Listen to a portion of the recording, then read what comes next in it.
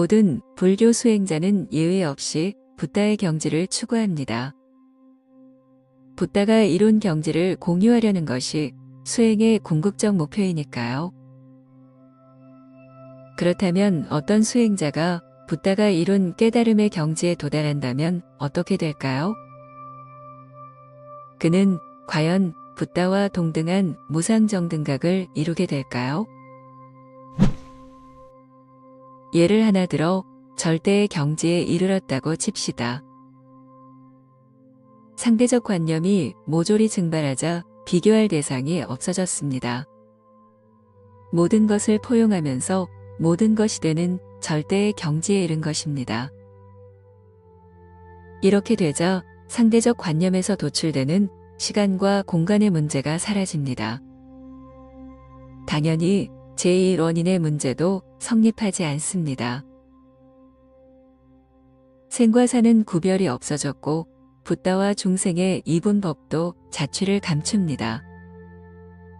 그러고 보니 번뇌는 그 자체로 볼이었던 겁니다. 그냥 이렇게 모든 것이 되어 모든 것과 구분 없이 존재할 뿐입니다. 실로 화엄경에 나오는 사사무예의 경지이며 금강경에 언급한 응무소주의 경지입니다. 사실 이런 식의 절대적 체험은 수행자들 사이에서 간간히 나오고 있습니다. 모든 문제가 사라졌으니 해탈이며 열반인 것이지요.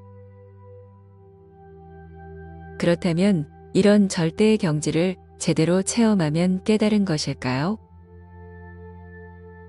아쉽게도 그건 그냥 말 그대로 절대에 관한 체험일 뿐입니다. 프로그램이 만든 또 하나의 설정값에 지나지 않는 것이지요. 그래서 이런 걸 수시로 체험해도 프로그램에 갇혀 있다는 사실은 변함이 없습니다. 절대를 넘어선 또 다른 붓다의 체험이 있다고 가정해도 역시 마찬가지입니다. 결국 붓다의 경지를 함께 나누어도 일종의 깨달음 체험이지 실제로 깨닫게 되는 건 아닙니다. 영화를 아무리 봐도 그건 스크린상의 영상이며 상상을 아무리 해도 그건 그냥 설정된 상상물인 까닭입니다. 그래서 체험을 공유해도 깨달음은 함께하지 못하는 것입니다. 그렇다면 깨달음의 체험과 진짜 깨달음은 어떻게 구분할 수 있을까요? 그 기준은 매우 간단합니다. 진리에 대해 아느냐 모르느냐입니다. 진리에 대한 각성이 그 잣대인 것이지요. 물론 깨달음을 가상으로 체험한 수행자도 그럴듯하게 아는 척을 할 수 있습니다. 하지만 그 아는 척엔 논리적이고 수학적인 분명한 답이 없습니다. 다분히 비유적이고 은유적인 표현이 넘쳐나고 어떤 때는 시인이 되기도 하면서 간간히 궤변마저 섞습니다. 선문답처럼 모호한 표현을 주로 쓰면서 막힐 때는 불린문자와 언어도단을 내세우지요.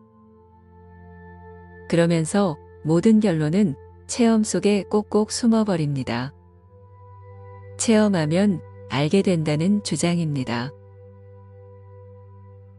왜 이들이 구사하는 언어는 늘 안개속처럼 애매모호한 걸까요? 그건 앞서 말했듯 제대로 알지 못하기 때문입니다. 상상과 실제가 다르듯 체험은 그 한계를 여실히 지니고 있는 까닭입니다.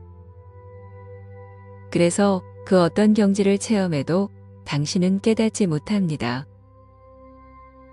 체험 역시 일종의 프로그램이며 그래서 차원 너머에 있는 실존을 목도하지 못하는 겁니다.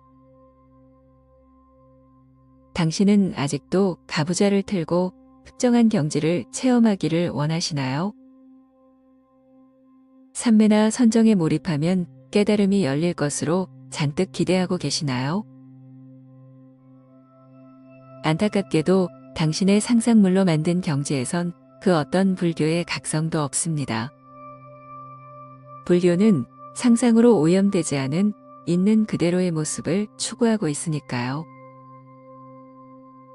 이것이 불교가 무아에서 그 첫 발을 내딛고 연기를 나침반 삼아 중도를 걸어가는 이유입니다.